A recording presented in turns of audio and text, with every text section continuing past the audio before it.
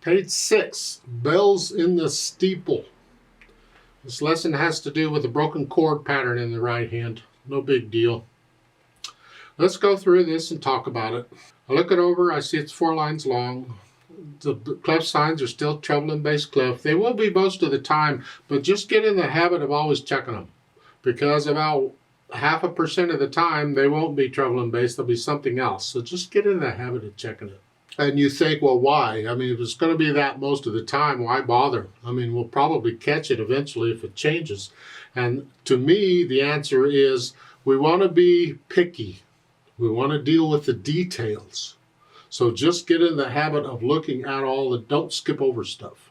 And the key signature, there's nothing there, so no sharps or flats. It's the key of C major, so make sure you're doing the scale for C major and the scale for A minor both. 1 octave up and down is good. You want to get where you're just comfortable playing those scales. You don't have to look at the keyboard or nothing. You think you're doing it. And when you're practicing a lot of things like staccato and louds and softs, you can do those with the scales. It's like playing one hand louder than the other. Do that with the scales. The C major scale, well, if the melody's in the right hand, I want to play the right hand loud, left hand soft. At the same time, you get into that habit and then switch it and play the left hand loud and right hand soft.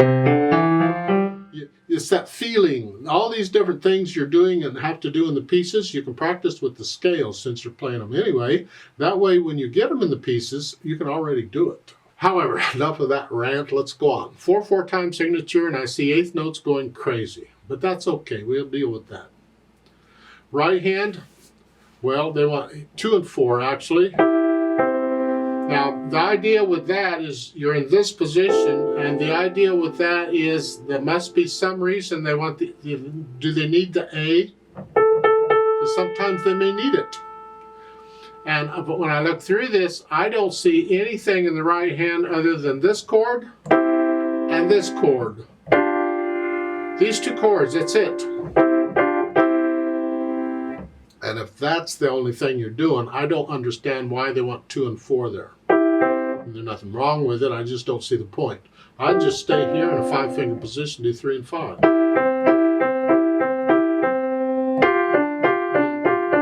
Now this is a little more awkward than this, but don't shy away from awkwardness because as time it gets less awkward. I'm going to recommend you stay in a 5-finger position, C position here, and use 3 and 5. And all I'm doing is rotating. I'm just passing weight from one side of the hand to the other, and I'm just lowering which fingers I want the weight to be on. I'm not holding the hand still and trying to use the fingers. It's here. So I can exaggerate it so you can see it better. That's what I'm doing. In that case, it doesn't matter which fingers you're on because you're using weight to do the work. Kicker is, can you get the notes down at the same time here and here? Listen very carefully. Try and get them down at the same time. I struggle with that, but a lot of people do. So do the best you can. Left hand, it's got stuff going on. Look out. You're starting here, and then treble clef for the C up here. Pretend the right hand is here. I'm too lazy to leave it there. So here. And then you come down here, G. So you're moving around quite a bit.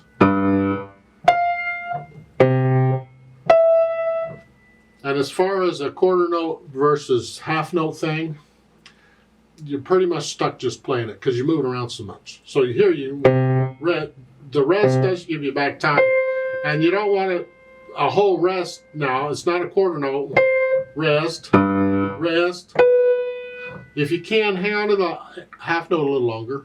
1, 2, 3, 4. 1, 2, 3, 4. 1, 2, 4, 2. Because the feeling is different, is all. Last line, we're here, and an E, and then a G, and then a C. Last note. Okay, put the hands together. Well, the first line.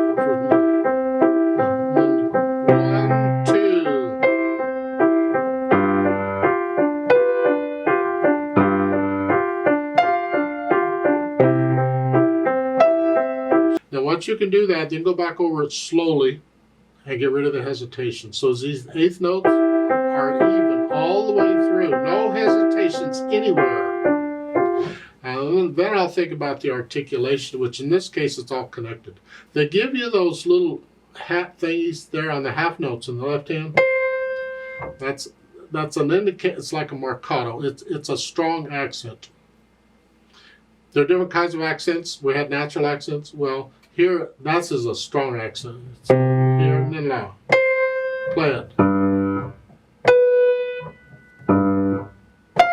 Play those out.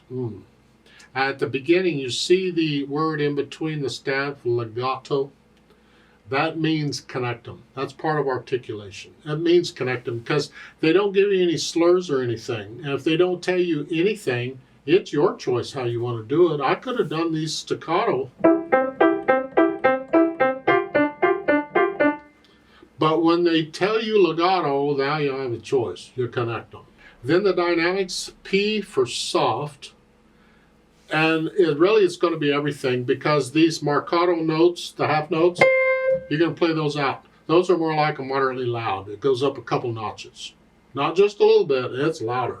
Not super loud, but louder. So these are soft, whatever you think soft. Now,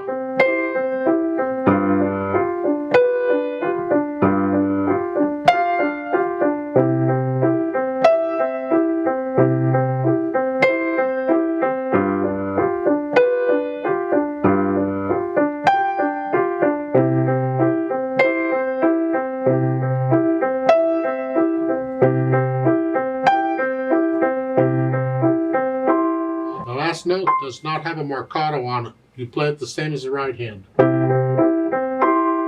The andante, the speed, it's the overall feel of it. How fast? 1, 2, the stroll. 1, 2, 1, 2.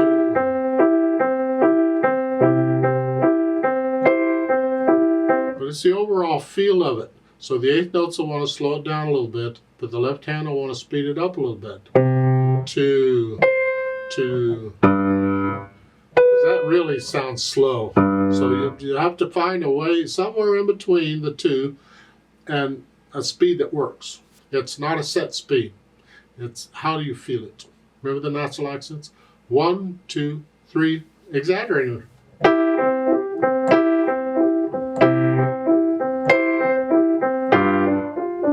left hand is playing on them. That helps a little bit. But you feel these. Of course, for the half notes, that has a natural accent, but the marcato overrides it. It's going to be loud there.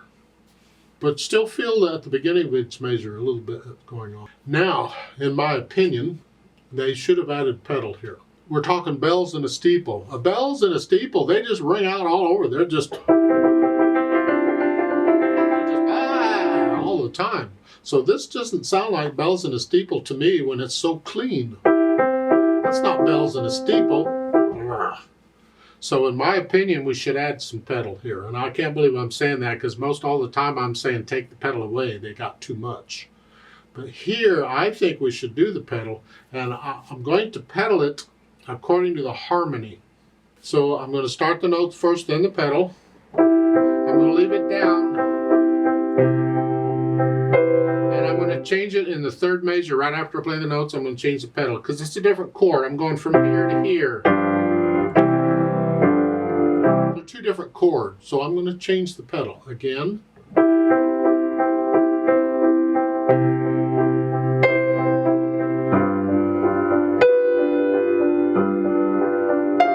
Change.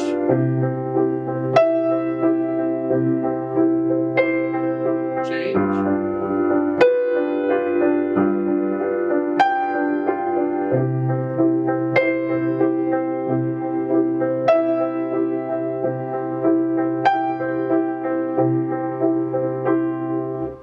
Everything comes up together at the end. That's my impression of the pedal. Experiment. See what you think. Now, you learn it, and once you have it learned, then come back to the Play With Me section. Let's play it together slowly and check the notes and the rhythms. And I'm not going to pedal it because you hear it better without the pedal. I'll give us 4 counts. Now, because there's eighth notes all over the place, I put the metronome to beat eighth notes. So it's beating eighth notes. It's 1 and 2, they're going that slow. We're going to go at that speed. 1 and 2 and ready and go and.